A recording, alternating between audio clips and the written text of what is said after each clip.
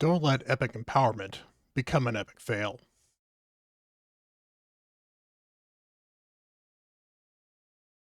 Hey everyone, Bront CatHerder here with a little bit of discussion about some of the hot topics in the news of Raid. The looks like we will be getting epic empowerment with the next patch. And I was going to do a video on this on Friday on some of the champions I'd recommend empowering and recommend not empowering. But I wanted to talk a little bit about it today because it's going to be coming by Thursday. And there's some important information. I think it's too easy to jump the gun and just go forward and empower absolutely everybody. So I want to take a look at what epic empowerment is actually going to get you, break down the stats just a little bit, and give you some advice as to what types of champions, not necessarily specific ones, but what types of champions are going to make the most out of the empowerment. So let's go take a look. Meanwhile, just want to wish everyone a happy CVC if you celebrate, and let's get into it. So from checking out videos from other content creators this morning, those that have access to these test server, which to be fair is not me, I am not even a level 1 content creator. If you guys would wish to help me with that, do give me a like, subscribe, check out the channel, check out my Twitch. It all helps me progress on my quest to become a raid content creator. Again, thank you for the support. But taking a look at the empowerment stats, they're actually not too different from what I theorized on my stream a couple of days ago. We are going to get the same percentage stats, and given epics generally will have less stats than a legendary of the equivalent faction or the equivalent type, that's not too surprising. So 40% attack for an epic is not as good as 40% attack for a legendary, same with defense, same with HP. And I suspect that's going to again be broken down into 10% per level 1, 2, 3, and 4. And we'll go over the legendary empowerment scale in just a second. Speed is only 10 speed instead of 15, and I suspect that's going to be broken down a little bit. I'll talk you with specifically breakdowns on that, but I suspect that's going to be a level 2, level 4, just like Legendary. The accuracy and the resistance is going to be 40 instead of 55. Not too surprising that that's just a little bit less, still a decent amount. Crit rate and crit damage are really where you kind of take the hit. As far as stats, you don't get quite as much of crit rate. You're only getting 5% instead of 10. Crit damage, you're getting 15 instead of 30. That still seems reasonable. We're talking epic empowerment. Epics are not supposed to be as good as legendaries. There have been epics that are actually as good or better than some of the legendaries. So it's been worth dealing with and worth looking at how they could make some of these legendaries better. And the empowerment definitely helps legendaries more than epics, mostly because of the percentage stats. But what epics are going to be helped with this? Well, 40% attack is still 40% attack. That's very helpful. A lot of epics can gain quite a bit from this. And we'll discuss a little bit later which epics gain the most from it and which epics really don't gain much from it. Looking here on the actual, uh, this is the in-game screen in the training facility, the Guardian Ring, where you can take a look at what the empowerments give you per level for legendaries. So again, I don't expect the HP, attack, and defense percentages to change. Of particular, it's possible the accuracy and resistance might just be 10s flat across, or it could be something a little bit different where you're only getting maybe, 7 or 10 instead of the 10, 15, or 20 overall, totaling up to that 40 overall. Not quite sure. And then speed, you see we get plus 10 and plus 5. More likely what it's going to be is something like plus 7 and then plus 3. At least that would be my guess. And then crit rate and crit damage, you get all of that at level 4. And so you're probably only going to get half of that much again at level 4. So this is why I say don't just willy-nilly empower your epics right away. Is Faction Guardians is super important. Now, we've got the breakdown here. Now, you're only getting 10% on the stats for Faction Guardians, but it's 10% for every faction champion.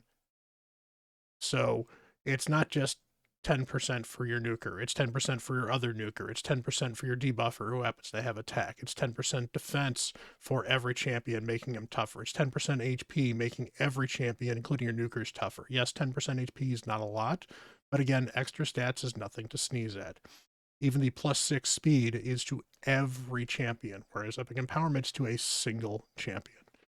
So you do have to keep in mind, how am I going to keep my guardians full? Am I going to keep my guardians full? That's certainly worth asking, depending on what champion it is. And that's really why I wanted to break it down, is if you have only a champion you're going to take from a 0 to a +1, but it's going to break your faction guardians, there's a good chance it's not worth it, because you're getting more out of having every epic with better stats than you are getting out of one champion having slightly better stats. There's maybe some exceptions to that. And the only thing you are missing from this is you're missing crit rate and you're missing crit damage, but that's only at +4. So what champions do you want to look to empower? Well, not to call out one of my clanmates here, but one of my clanmates was super excited, and to be fair, this could have been sarcasm. He was saying that he was waiting for Geomancer to become a +4 Geomancer because it would make Iron Twins so much easier. And it won't. I mean, it will make it a little bit easier because you now need 40 less accuracy and 10 less speed to get him into the stats you need him in. But 10 speed and 40 accuracy is a perception set versus not a perception set. It's not huge. It's doable. It's achievable in other ways. You can do it through glyphs. You can do it through some faction guardians already gets you about halfway there with the speed and the accuracy. There's a lot of different options for it. Geomancer, which is a good example of a champion that's not going to get a lot from empowerment, does damage based off of reflecting damage that when people he has this burns out on. So he's not going to do more damage as a +4 Geomancer than he would as a basic Geomancer. So I would rather have 2 or 3 or maybe even 4 Geomancers built than have one Geomancer that's a +4. Especially for a Geomancer where you might have to tune him differently depending on the content you're using him for. Geomancer is very powerful. He's a very good champion to build. It actually helps to have 2 of them on your account because there are times you may not want to use one of them in a particular other scenario, particularly like Iron Twins, where you have an unkillable one. He may be not tanky at all, where you might want a tankier Geomancer for something else, or you may want a Geomancer for your Clan Boss team because he's good in Clan Boss. That's not going to be the one in Iron Twins. And again, +4ing him is not going to help a lot. He's going to have 2 attacks where he's actually attacking, so the extra crit rate and crit damage help a little bit there. But overall, you're not gaining a lot. And that's really what you need to look at. Champions that are very stat dependent are the ones that are going to get the most out of this. That means champions that are damage dealers, where 40% additional damage stat and 15% crit damage is huge. That's better than any piece of gear that you can get. The extra crit rate, definitely big, because 5 crit rate can make the difference between fitting one piece and a different piece on there that adds a lot more damage or a lot more speed. The accuracy is going to be helpful for champions that need to land debuffs, but will be more helpful for champions that land debuffs and are doing damage. Because again, now you get more crit rate, now you get more crit damage, now you get more stat as well. The other champions this is going to help a lot are your champions that are support champions that need to be tanky. So champions that need the extra defense and HP and your support, going to be very helpful. Champions that have support stuff based off of attack could actually be helpful. Now, not an epic, but Raglan, for example, actually has a heal based off of attack. I wish I could think of an epic person that was a very similar situation, but she's pretty unique in that. But 40% attack on Raglan is a 40% better heal. Not, well, a 40% off of her base better heal. And that's the other thing to consider with these stats. I say 40% attack. It's not like you're going to go from 5,000 to 7,000 attack. You're getting 40% of your champion's base stat. So if your champion's base stat is 1,000, you're getting 400.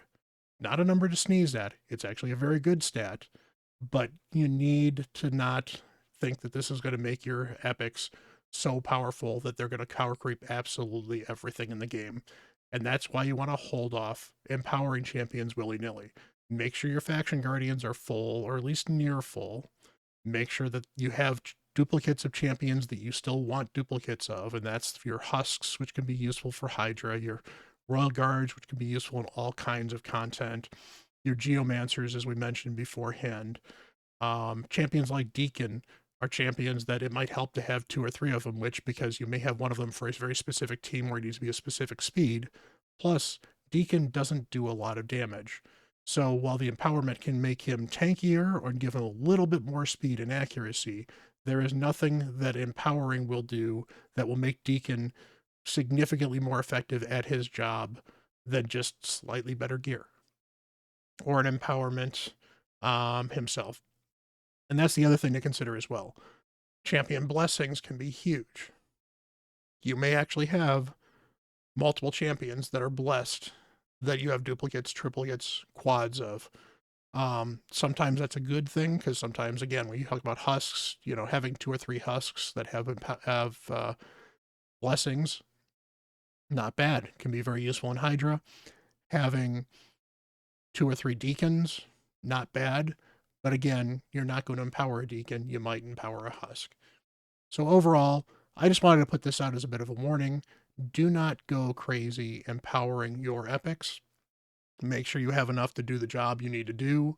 If you're working on faction wars, that's another pace where actually having duplicate champions will help you out.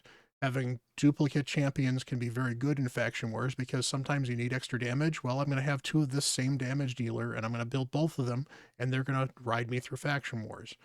If I have a reviver, it might be nice to have 2 revivers next to each other, especially if they're healers and good supports, rather than just running a single reviver and empowering that reviver. You also want to make sure you're not empowering epics that are just not worth empowering. If that epic is not going to do a lot for you or you're not going to be using it particularly regularly, make it a faction guardian. And once your faction guardians are full, you can start maybe even making them chickens. I don't need Broadmaw number 3. I don't need an empowered Broadmaw. Broadmaw can be a chicken. Just an example. So hopefully that makes some sense. Hopefully that doesn't put a damper on your plans to empower absolutely every champion you get. Just want to make sure that you don't make a mistake that you regret later, thinking, man, I really wish I had a second copy of this champion. Or, man, I really wish I had my faction guardians. Now that I'm missing something in my faction guardians, suddenly this team is broken because my speeds aren't tuned properly and I have to re-gear somebody entirely. All kinds of things can happen if you just willy-nilly empower your champions without thinking about it. So think about it first, and then, have some fun. I think Epic Empowerment is going to be good for the game overall. I think it will be accessible for newer players as well as older players. I think that what you're really going to find, though, is that the players that are fighting early on in faction wars this is going to make absolutely no difference whatsoever.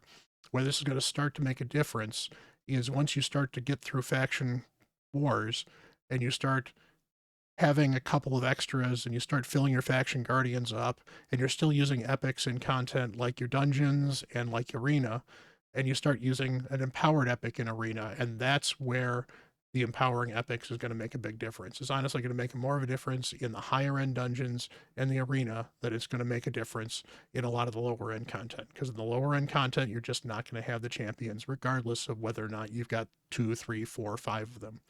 And do keep in mind too, empowerment I believe does cost a little bit of silver. I'm not 100% sure on that.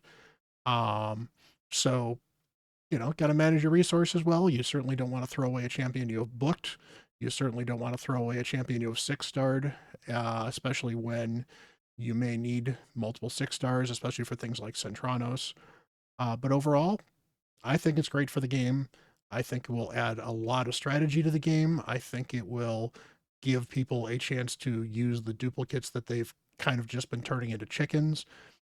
And I think overall it will help repression because it's just another way to get the stats you need if you're struggling to get the champions you need or the stats you need some other way. So until next time, I'm Bront CatHerder.